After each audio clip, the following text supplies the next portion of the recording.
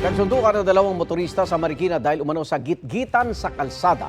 Ang sangkot na rider aminadong bubunot sana siya ng baril para daw takutin ang driver ng kotse.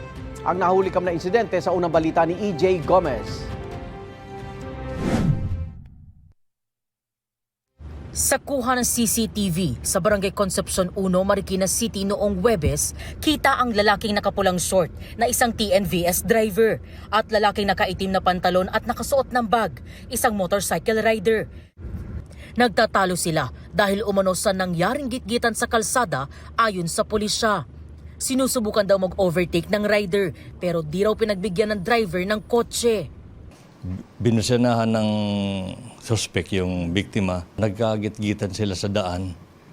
And then, yun nga, huminto yung kotse doon sa isang gasolinahan para nga maayos o mapag-usapan. Pero ang nangyari, bigla na lang sinuntok yung biktima and sinipa yung kotse. And minura pa. Para pinagbantaan. Sa CCTV, kita ang pagturo ng driver sa umano'y bakas ng pagsipa ng rider sa pintuan ng kotse. Nagsagutan pa sila hanggang sa nagsuntukan ang dalawa. Sapul din ang tangkang pagbunot umano ng baril ng rider.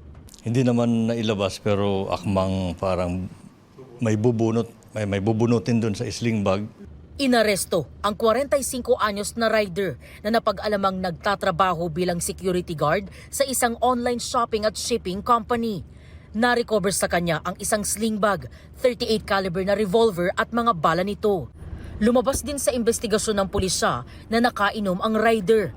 Ayon sa suspect na si alias Kiko, ang driver ng kotse raw ang nagsimula ng kanilang away kalsada. Aminado siyang nagtangkang bumunot ng baril para lang daw sana takutin ang 30 anyos na driver. Nagmamadali lang po ako kasi malilita ko tapos malakas yung ulan. Siya po yung unang nanggit-git, ma'am eh. Pasigsag-sigsag yung takbo niya, ayaw magpasingit kahit kunti, ma'am eh. Tapos kinumpronta ko, ma'am. Sabi ko, ano bang problema mo, sir? Kasi muntik mo na akong banggain eh. Galit sa akin. Tapos sinipa ko yung sakyan. Tapos pagsipa ko, hinabol niya ako, kinuha yung susi ko. Tapos ayaw niya ibigay. Sabi ko, ano man gusto mo? Gusto mo na bariling kita eh. Pero yung baril sa loob lang. Sa loob ng magmam. Umamin din siyang kargado ng ilang bala ang dala niyang baril. Hindi raw siya nakainom. Naharap ang suspect sa mga kasong grave threat, physical injury, malicious mischief at paglabag sa Republic Act 10591 o Comprehensive Firearms and Ammunition Regulation Act. Sinusubukan pa namin kunan ng pahayag ang sangkot na driver. Ito ang unang balita. EJ Gomez para sa GMA Integrated News.